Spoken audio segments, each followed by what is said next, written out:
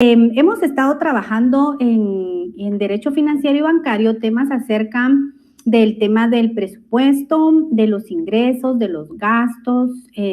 Vamos a abordar el tema de la deuda pública. Entonces, este curso básicamente está trabajando el tema de la forma en que el Estado de Guatemala realiza la erogación de sus gastos, cómo lo administra, cómo es fiscalizado cada uno de los ingresos y los egresos que tiene el Estado. Y ahora pues nosotros vamos a trabajar el tema de esta semana que es,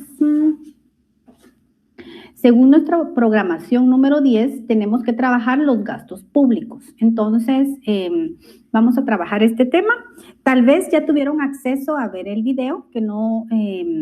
y a los que no han tenido acceso de ver el video en la plataforma, pues entonces sí siempre se les sugiere tener acceso a este material. Y por lo pronto, pues yo siempre trato de trabajar y de auxiliarme con una presentación para ir desarrollando el tema, ¿verdad? Y que me sirva como un auxiliar para que usted pues tenga acá y que pueda visualizar la presentación. Entonces la voy a proyectar. Y pues esta es básicamente la misma presentación que obra en el video. Entonces vamos a ver, derecho financiero y bancario, gastos públicos, semana número 10. Tenemos el objetivo. El objetivo de esta clase es dar a conocer la integración y la ejecución del gasto público. Son temas que hemos venido trabajando y entonces usted ya seguramente está un poquito familiarizado con el tipo de temas que abordamos nosotros en derecho financiero y bancario. Tenemos acá una definición de lo que es gasto público. ¿Y qué dice que es gasto público? Son todas aquellas inversiones que el Estado realiza a través del gobierno para la satisfacción y mantenimiento de políticas públicas. Entonces, acá vamos a ver este tema del gasto público. Si se dan cuenta, dentro de la definición me está hablando acerca de que son inversiones que el Estado realiza, es decir, el gasto público quiere decir que lo está ingresando a un rubro en donde para el Estado tal vez no solo lo vea como un gasto, sino como una inversión, porque recuérdense que al final de cuentas, ¿para qué está diseñado el Estado? El Estado está para darle cumplimiento a los fines del Estado. Entonces, ¿qué quiere decir? A través del gobierno, para que éste realice una satisfacción de necesidades que nosotros como población necesitamos y así darle mantenimiento a las políticas públicas. Entonces, acá, cuando nosotros hablamos del gasto público, estamos hablando que ellos lo toman como una inversión. ¿Por qué? Porque el Estado es solo obligado a darle cumplimiento a la satisfacción de las necesidades públicas, así como también que se mantengan las políticas públicas. Entonces, cuando nosotros hablamos de políticas públicas, estamos hablando que son proyectos o son actividades que estas son diseñadas y que sobre todo se gestionan a través del gobierno central o su administración o las entidades que el gobierno establezca para este efecto. Entonces, recordemos que las políticas públicas son realizadas por cada gobierno y estos gobiernos, recordemos que son gobiernos de tránsito, son gobiernos temporales que están en el poder durante 4 años. ¿Qué quiere decir eso? Que las políticas públicas siempre van a cambiar. ¿Cuáles son las políticas públicas por las cuales el Estado de Guatemala se está trabajando el día de hoy? ¿Cuáles son las políticas públicas por las cuales está dirigida el gobierno del presidente Yamatei? ¿Qué quiere decir esto? Que las políticas públicas son cambiantes. ¿Y qué es la política? ¿Y qué es la política pública? Pues son programas, son programas que van encaminados al cumplimiento por los cuales ellos han decidido, es decir, el gobierno ha decidido que se va a enfocar. Por ejemplo, muchas políticas públicas varían dependiendo del estado de tránsito. Por ejemplo, hay gobiernos o hay políticas públicas estatales que van dirigidas a analizar o a ayudar al tema del hambre cero o del tema del trabajo o el tema de apoyar a aquellos grupos vulnerables. Y se recuerdan ustedes que cuando nosotros hablamos de los grupos vulnerables, ¿cuáles son los grupos que a ustedes se les viene a la mente el tema de los grupos vulnerables? En Guatemala, cuando nosotros trabajamos el tema de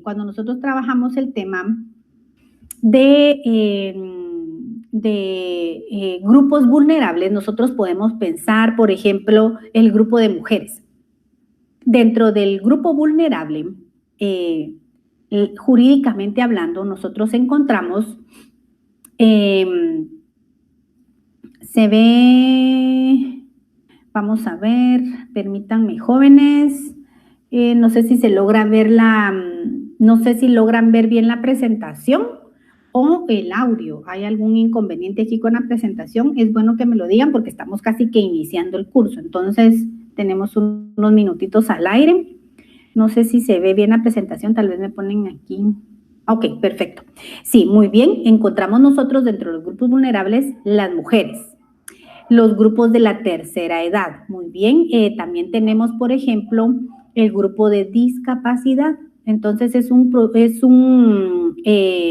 tema muy sensible porque encontramos el grupo de el adulto mayor, el grupo de los refugiados, el grupo de los migrantes, el grupo de los menores o los adolescentes, el grupo de la niñez. Son grupos, ¿por qué se consideran grupos vulnerables? Porque necesitan o digamos se considera que se encuentran en desventaja frente al grupo que no se encuentra vulnerable. Entonces, las políticas públicas pueden ir dirigidas en función a realizar estudios o realizar análisis de la política social, económica, nacional, internacional. Entonces, ¿qué quiere decir esto? Que acá en Guatemala, quien se encuentra a cargo de gestionar o formular las políticas públicas es Egeplan. Alguien hace 2 semanas me envió una pregunta y me indicaba que en dónde entraba Egeplan, acá, porque esta es la entidad que se encarga de gestionar las políticas públicas y buscar apalancamientos financieros. ¿Para qué? Para darle cumplimiento a los programas que dentro de su política está el cumplimiento. Entonces, el gasto público va enfocado a darle cumplimiento a estas políticas públicas. Por ejemplo, en Guatemala se está trabajando a través del Plan Nacional del Desarrollo CATUM, que este es para nuestra Guatemala 2032 y la Agenda del 2030. ¿Qué quiere decir? Que es un poco más ambicioso porque es un plan que se está trabajando a largo plazo, no a corto plazo. Pero, ¿qué significa esto? Que nosotros debemos entender que posiblemente no se logre a cabalidad la finalidad de este plan. ¿Por qué? Porque recordemos que, como lo mencionaba, cada periodo presidencial cambia su visión, ¿sí? Se enfoca a otras aristas. Entonces, muchas veces se va modificando o se desvirtúa la finalidad por la cual fue creada este plan para poderle darle cumplimiento y, por ejemplo, en algún caso pudiese darse el caso de que no se continúe con el plan de la eliminación de la pobreza. Recordemos que Guatemala es un país en donde se han hecho mediciones por ejemplo, de mediciones de la pobreza o el nivel de vida del guatemalteco y lamentablemente dentro de nuestros problemas a nivel nación encontramos que la pobreza es un fenómeno que es muy complejo, digamos difícil de definir y difícil de medir. Por ejemplo, ¿cómo se mide la pobreza? Por ejemplo, existe un indicador que se usa que es usado por la Organización de Naciones Unidas y lo utiliza a través del programa de las Naciones Unidas para el Desarrollo, el PNUDA. Perdón, el PNUD, no sé por qué yo le cambio o le quito palabras, perdonen, pero por favor es Programa de Naciones Unidas para el Desarrollo. No sé por qué existe una confusión en mi cerebro que de alguna manera siempre le agrego una letra o le cambio el significado, por favor, jóvenes. Entonces, no sé, pero tengo un error programático cuando yo estaba leyendo esta instrucción y no he logrado corregir ese error, pero es PNUD. Si me equivoco, por favor, ustedes no vayan a tener el mismo error programático que yo tengo. Muy bien, entonces, ¿qué quiere decir esto? Que para medir el nivel de pobreza existe este programa de las Naciones Unidas, del PNUD, y aquí utilizan un indicador de desarrollo humano, es el famoso IDH. ¿Y qué miden ellos? Ellos van a medir, para calcular el índice de pobreza, van a medir, por ejemplo, la esperanza de vida, la educación, es decir, los niveles de educación que existen en Guatemala. Y yo hablaba, cuando estaba estudiando, analizando este tema.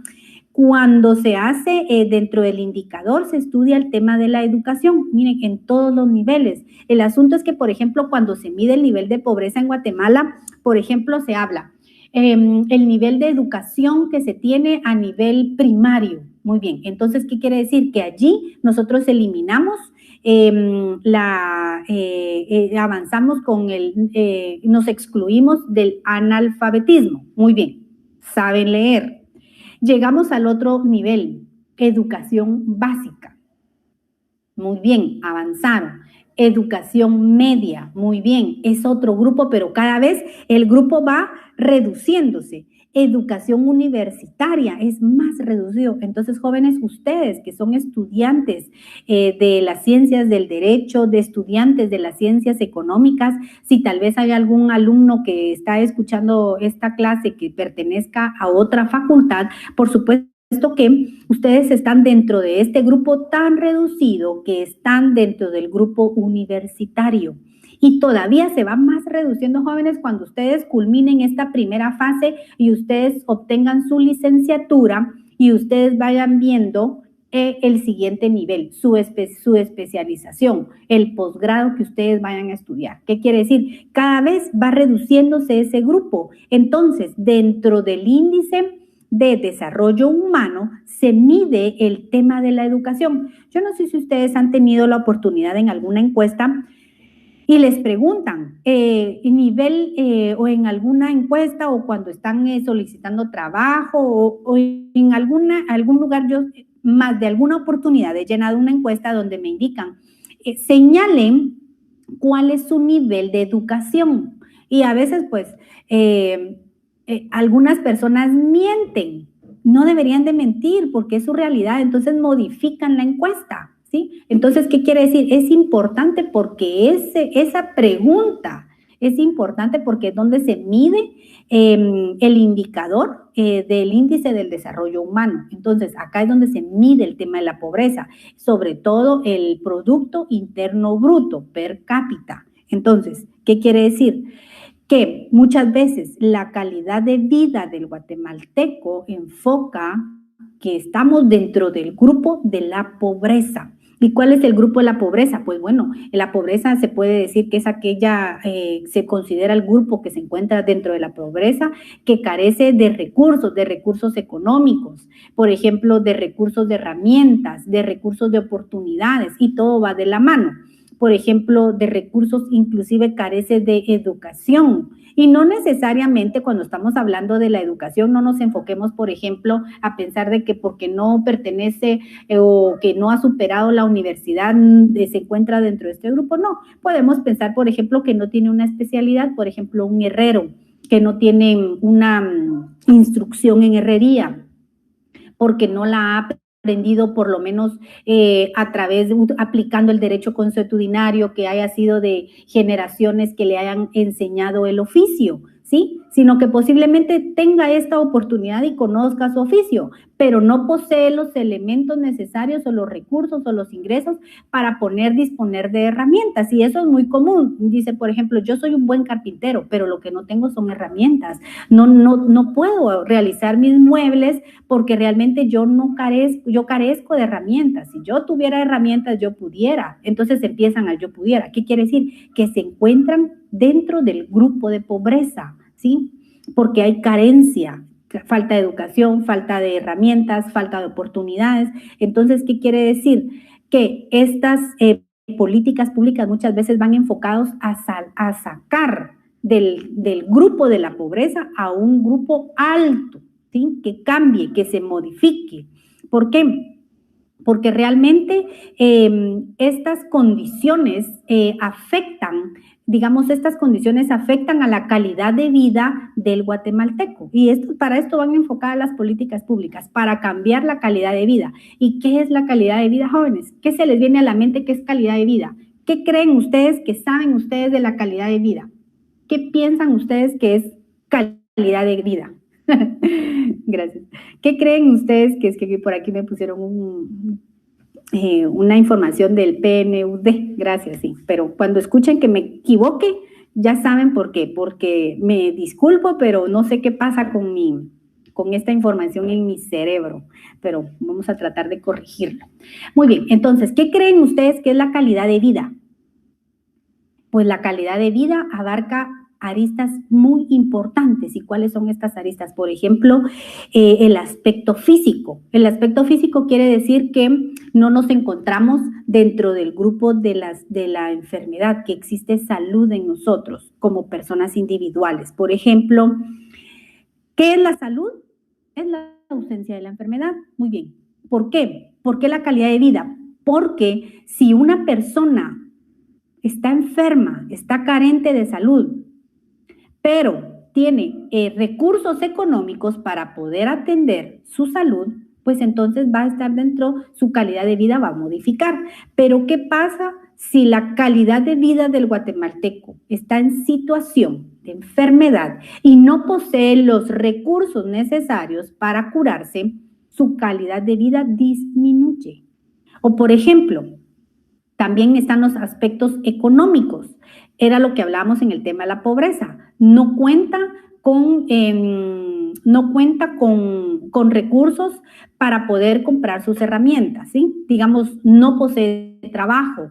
Distinto al que tiene una calidad de vida, posee trabajo, posiblemente no tenga muchas preocupaciones en el aspecto económico, en el sentido que sabe que si está dentro del grupo que está trabajando, tiene, por ejemplo, no se preocupa de su seguridad, no se preocupa de su salud, no se preocupa de su vivienda, no se preocupa de su transporte. Quiere decir, la calidad de vida de esta persona es distinta frente a otro grupo que se encuentra en el grupo de pobreza. Porque entonces, si estamos en este grupo, tenemos problemas para la vivienda, necesitamos pagar vivienda, no tenemos ingresos, no tenemos transporte, no tenemos salud.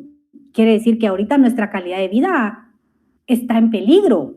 Y todos estos aspectos son los que estamos viviendo a nivel nacional, más por el tema del COVID. Entonces, quiere decir que nuestra calidad de vida está modificada, está cambiada. Por ejemplo, existe también dentro de la calidad de vida el desarrollo, la productividad, la contribución, la educación. ¿Qué quiere decir, por ejemplo, dentro del desarrollo? Que usted, en su caso muy específico y puntual que me está escuchando, usted está dentro de ese grupo tan selecto. De verdad, jóvenes, investiguen ustedes qué porcentaje es frente a los 16 millones de guatemaltecos que somos, que no sé si es más porque nuestro censo pues varió en un tiempo y a veces no le podemos dar fidelidad a este porcentaje tan alto que tenemos, que posiblemente sea más, pero pensemos en 16 millones. ¿Cuántos guatemaltecos universitarios serán el día de hoy? ¿Sí? Yo no lo investigué, tal vez usted tiene tiempo para investigarlo y tal vez le pone el mensajito con la información y la fuente correcta. Entonces, imagínese, usted está dentro de este grupo tan selecto, ¿sí? Entonces, usted está dentro todavía de la calidad de vida, usted está ahí aplicando al tema de la educación. Y el bienestar emocional viene aunado a esta calidad de vida que nos saca del índice de la pobreza, por la cual el Estado de Guatemala aplica sus políticas de Estado para poder sacar a ese grupo vulnerable, a ese grupo que se encuentra dentro de la pobreza, a este lado, al grupo donde pueda gozar de bienestar emocional. Por ejemplo, la autoestima, la mentalidad, su inteligencia emocional, su religión, su espiritualidad, todos estos aspectos son una de las aristas que conforman la calidad de vida del guatemalteco. ¿Y por qué yo hablo de la calidad de vida del guatemalteco? Porque es por la que el Estado de Guatemala crea sus políticas de gobierno para que nosotros como guatemaltecos nos encontremos dentro de este grupo que goce de calidad de vida, ¿sí? Por ejemplo, cuando nosotros hablamos dentro del tema de la calidad de vida, hablamos, por ejemplo, del bienestar emocional. Fíjense que esto va de la mano y no es que esté hablando de otro tema distinto al tema de las políticas públicas, y les voy a aclarar por qué. Porque, por ejemplo, si la persona se encuentra con salud, con bienestar material, con desarrollo, con bienestar social. El bienestar social, jóvenes, es importante. Fíjense que el bienestar social son aquellas relaciones personales que tenemos con los grupos afines, con la familia, con nuestra comunidad. Por ejemplo, ¿cuál es su grupo afín hoy día? Bueno, ustedes, debido a la situación que está viviendo el Estado de Guatemala, pues han tenido que buscar mecanismos para estar conectados, y entonces viene alguien muy propiamente y muy trabajoso y muy desgastante, pues bueno, creemos una conexión donde podamos interactuar y entonces, ¿qué quiere decir? Que usted está en un grupo, por ejemplo, que esté en un grupo de estudiantes donde lo que ustedes aborden son temas de derecho financiero, donde ustedes puedan leer aspectos financieros, o por ejemplo, si no es de derecho financiero, por ejemplo, si fuera derecho constitucional, donde ustedes vean aspectos eminentemente de la Carta Magna, aspectos de derechos personales inherentes, o si ustedes están en un grupo, por ejemplo, se me ocurre de derechos, bueno, no solo de derechos, sino que, por ejemplo, podemos hablar de auditorías, de temas administrativos. Entonces, si se dan cuenta, su mundo, su bienestar social, su grupo se ha sido modificado desde que ustedes han formado parte del grupo de estudiantes, ¿sí? Porque ustedes están dentro de un grupo que habla aspectos académicos, y esto es muy importante para ustedes porque hay un bienestar social. Ahora bien, esto es algo muy importante, jóvenes. El hecho que ustedes estén inmersos, que tengan más relación con grupos afines, ¿sí? Y esto es lo que va modificando cuando un estudiante va avanzando en la universidad. Sus grupos afines van cambiando. Y no es que la persona cambie, o pues que a veces porque tenga inconvenientes o tenga problemas con su inteligencia emocional y haga de menos a los demás. Eso no puede ocurrir. ¿Por qué? Porque todo tiene que ir de la mano. Mucho cuidado. La inteligencia emocional siempre hay que manejarla. Si usted sabe, pues gracias a Dios ha sido su esfuerzo y usted está el día de hoy documentándose, contribuyendo con su acervo, con sus conocimientos. Sin embargo, esto va muy de la mano con nuestra inteligencia emocional. Nosotros manejamos algún tema y estamos dentro de un grupo que no maneja este tema, nosotros no hablamos de esto, ya, ¿sí? Ahí es manejo de inteligencia emocional. Entonces, ¿qué quiere decir? Que todos estos aspectos son los que se encuentran inmersos dentro de la calidad de vida que el Estado de Guatemala persigue a través del cumplimiento de sus políticas públicas. ¿Qué quiere decir eso? Que el Estado de Guatemala tiene que enfocarse a que la calidad de vida del guatemalteco sea plena, y eso es bien difícil, jóvenes. Porque para que exista calidad de vida tiene que haber condiciones económicas, condiciones sociales, condiciones políticas. Imagínense, condiciones políticas. ¿Qué podemos hablar de las condiciones políticas? Por ejemplo, si nosotros estuviéramos en un estado benefactor, dentro de las condiciones políticas podemos hablar, por ejemplo, de la generación de empleo, de planes de empleo, de seguros de desempleo, de comedores comunitarios o de planes de vivienda. un ejemplo, en Guatemala, el día de hoy, no existe un seguro del empleo, ¿sí? ¿Por qué les digo esto? Porque por un estado de excepción se emitió un orden a través del presidente de la República con instrucción al Ministerio de Economía que se gire un bono a aquellas personas que están desempleadas, pero realmente esto no se puede tomar como un seguro de desempleo, porque lamentablemente este seguro de desempleo que se pudiera traducir en este momento, y lo digo con propiedad, ¿por qué? Porque si las empresas no han llenado todos los requisitos en el Ministerio de Trabajo, no les pueden dar el código para que continúen su trámite en el Ministerio de Economía. Y esto no es que no dependa de los empleadores, sino que actualmente no se está trabajando en conjunto porque el Ministerio de Trabajo ha realizado este trabajo de una manera ineficaz, muy lenta, y el día de hoy muchos de nuestros trabajadores que se encuentran con sus contratos suspendidos no están gozando de este beneficio. Si bien es cierto, hay una ley, hay una erogación, una disposición presupuestaria para hacerse cargo de este programa, sin embargo, todavía no ha sido cumplido, no es eficaz. Entonces no podemos decir, sí, se aplica el seguro del empleo. Yo realmente, personalmente, realmente pido disculpas por hablar de mi pensamiento, de mi postura, es porque realmente todavía no se cuenta con una comprobación al 100% de que sí, esto se puede aplicar como un seguro del desempleo, porque el seguro de desempleo en doctrina es que la persona ingresa su expediente e inmediatamente el Estado absorbe la responsabilidad y se encarga de el seguro del empleo. Por supuesto que en una cantidad mínima, pero el Estado asegura que esta persona va a tener por lo menos para el consumo básico. Así como también con el plan de vivienda. En los estados desarrollados donde sí tienen esta condición política dirigida a la persona, en los estados desarrollados tienen este seguro de desempleo y les llega su cheque mensual y porque no trabaja, y así como también el Estado en algunas oportunidades le provee de vivienda. El único requisito que tienen que cumplir estas personas es no trabajar, porque una vez inician con el trabajo, ya el Estado les retira el seguro del empleo y les retira el plan de vivienda. ¿Sí? El Estado absorbe su mensualidad de vivienda. Por eso les digo yo con propiedad que acá en Guatemala no existe una condición política que vaya dirigida al ámbito laboral.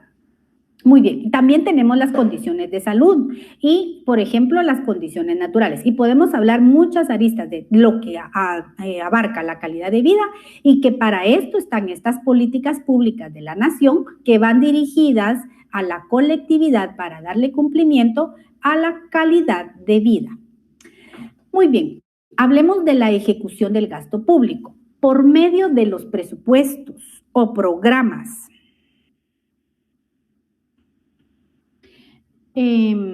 Muy bien, por medio de los presupuestos o programas económicos, en el caso de Guatemala es a través del presupuesto general de ingresos y egresos del Estado, que se realiza anualmente en base a la Ley Orgánica del Presupuesto. ¿Se recuerdan que nosotros estuvimos viendo, muy bien, nosotros estuvimos viendo aspectos eminentemente del presupuesto general de la nación? Y yo considero que el día de hoy, pues usted ya tuvo la oportunidad de haberle dado lectura completa a la Ley Orgánica del Presupuesto y de su reglamento, el decreto 101-97, para que nosotros entendamos la ejecución del gasto público, que este se hace a través del presupuesto general de ingresos y egresos. Y aquí no me voy a extender porque este tema nosotros ya lo abordamos ampliamente en 2 clases y yo les sugería la semana anterior,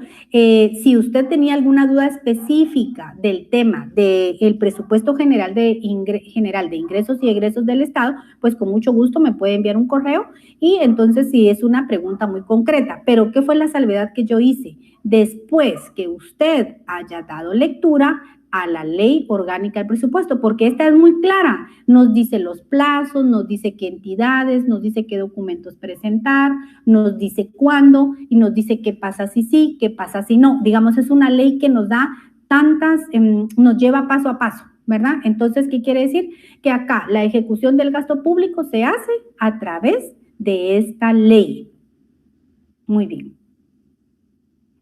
El gasto público es un instrumento importante de la política económica de cualquier país, pues por medio de este, el gobierno influye en los niveles de consumo, de inversión, de empleo.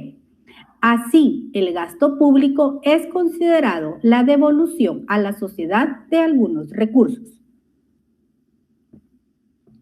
Y aquí me quiero detener un poquito porque cuando me doy cuenta, solo voy a ver la hora para no afectarlos con sus otros cursos. Tengo todavía unos minutos. Muy bien. Tenemos, por ejemplo, se considera que el gasto público es una devolución a la sociedad de algunos recursos. Por ejemplo, inclusive yo en el video lo abordaba y este tema siempre lo toco en este momento porque es la forma en que realmente el Estado devuelve a la sociedad. Y es como, por ejemplo, cuando el Estado hace inversiones. Por ejemplo, cuando el Estado hace sus erogaciones a través de las entidades, de las personas jurídicas, las personas jurídicas individuales o colectivas, pero su ámbito es privado. Entonces, por ejemplo, cuando el Estado hace, por ejemplo, hace construcciones de carreteras, reparaciones, mantenimientos, y entonces, fíjense que la doctrina o la finalidad por la cual el Estado contrate entidades de índole que pertenecen al área privada, quiere decir que el Estado eroga, ¿sí? Hace sus erogaciones a través digamos, el objetivo es hacer una carretera o una inversión. Por ejemplo, pongamos el ejemplo de esta carretera que se construyó en Chimaltenango. Entonces viene el Estado y dice, vamos a tomar una decisión y vamos a hacer una vía accesible para los habitantes de la República y que tengan acceso y que sean beneficiados. Perfecto. Esto es perfecto porque va a beneficiar a la colectividad. Para esto es el gasto público. Entonces, la idea es que se construya una carretera que tenga un acceso fácil, que nos ahorre kilómetros y sobre todo, pues que se contrate a una empresa en donde tenga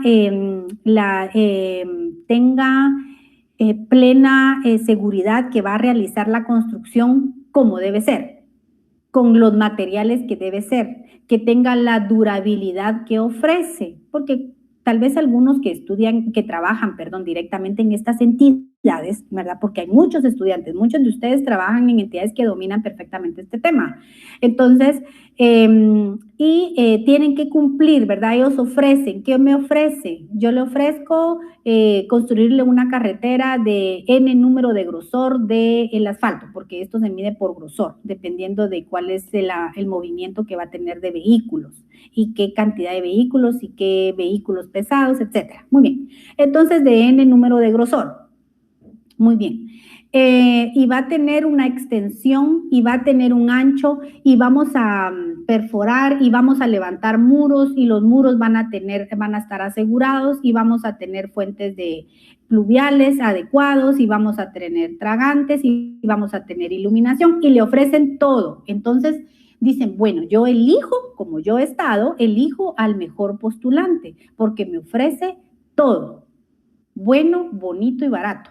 Pero no, resulta que en el Estado lo que hace es que hay una serie en las licitaciones que ustedes ya lo vieron en derecho administrativo, en el tema de las licitaciones. Bueno, entonces dice, tomamos al mejor postor. ¿Y qué es el mejor postor? El que ofrece calidad, el que ofrece entrega de tiempo, el que ofrece garantías después de la entrega de la obra y podemos hacer un montón. Entonces, ¿qué quiere decir acá? Que el Estado elige una empresa que nos va a proveer de todo esto y entonces hace una erogación millonaria. ¿Sí? ¿Y cuál es el objetivo? Pues ahí es donde el Estado le devuelve a la sociedad recursos, porque lo que habla la doctrina es que cuando el Estado hace esto, hay movimiento de capital en el Estado. Entonces la empresa recibe, va a contratar ingenieros, los ingenieros contratan albañiles, los albañiles contratan ayudantes, y entonces, ¿qué quiere decir? Que hay una rotación de capital. Lo que sucede es que lamentablemente, digamos, en muchos países de América Latina donde existe mucha corrupción, ya esto ya no llega hasta acá, sino que todo se queda acá. ¿Qué quiere decir? Que entonces el costo de una construcción es millonaria. Entonces lo que el Estado dice devuelve a la sociedad. Entonces, ¿qué quiere decir? Que va a pagar, va a pagar, va a pagar y va a pagar y todo llega hasta allá.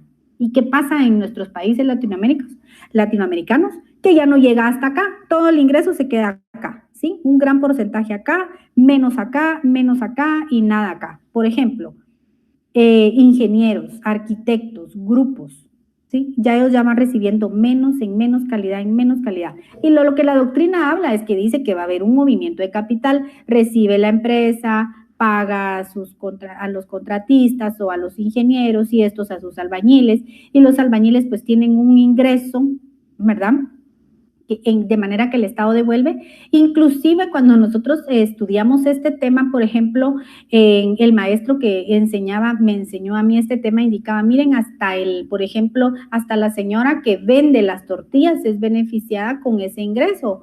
¿Y por qué? Porque entonces necesitamos en una construcción la persona que siempre le vende comida a los albañiles. Es tan como simple el ejemplo, pero es real. ¿Por qué? Porque hay un ingreso, digamos, el dinero del Estado llega a todas estas áreas, ¿sí? Ahora bien, por ejemplo, ¿qué pasaría si el Estado dice, bueno, vamos a hacer reparaciones en todos los hospitales, ¿sí? Muy bien, entonces quiere decir que ese ingreso al hospital van a contratar a las personas del área, del lugar, y entonces hay un ingreso de movimiento. Bajo ese sentido es que la doctrina dice que el Estado le devuelve a la sociedad algunos recursos, por supuesto algunos, ¿verdad? Elementos del gasto público. El gasto público consiste en desembolso o empleo de dinero por parte del Estado. En el Estado moderno, el gasto público es siempre el desembolso de dinero. Los gastos en bienes y servicios que hace el sector público se llaman gastos públicos. 2. El gasto público debe ser realizado por autoridad competente. Se denomina autoridad competente a aquella que está facultada por la ley respectiva para tomar decisiones sobre los gastos del Estado. ¿Y quiénes son estos jóvenes? Son aquellos empleados o funcionarios públicos que por su designación tienen la facultad de autorizar o erogar gastos. Ahora, esto es bien delicado porque digamos que tienen mucha responsabilidad porque manejan, no es que ellos tengan a cargo el dinero, pero sí tienen acceso a las cuentas del Estado. El gasto público tiene como fin el interés colectivo. La finalidad del gasto público debe ser siempre la satisfacción de las necesidades públicas. Y era el ejemplo que yo ponía de la carretera, que se supone que esta carretera iba a beneficiar a la colectividad, no a alguien en particular. Esta es la finalidad del gasto público. Y como siempre decimos, recuérdense que cuando nosotros estamos estudiando, nosotros miramos doctrina, qué es lo que inspira la ley, ¿verdad? Lamentablemente muchas veces en la realidad pues nos pega a otro lado y entonces nosotros ya podemos darnos cuenta que realmente las cosas no se están dando como son. ¿Por qué? Porque la doctrina, la ley pues inspira otra cosa. Aquí llegamos a las preguntas. ¿Qué es el gasto público?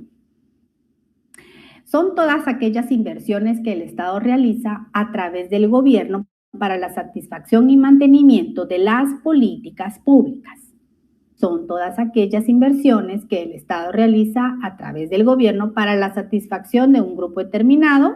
Son todos aquellos gastos que las entidades privadas realizan en favor del Estado o ninguno de los anteriores. Entonces acá, mire usted qué respuesta consignaría. Vamos a ver si me están poniendo atención.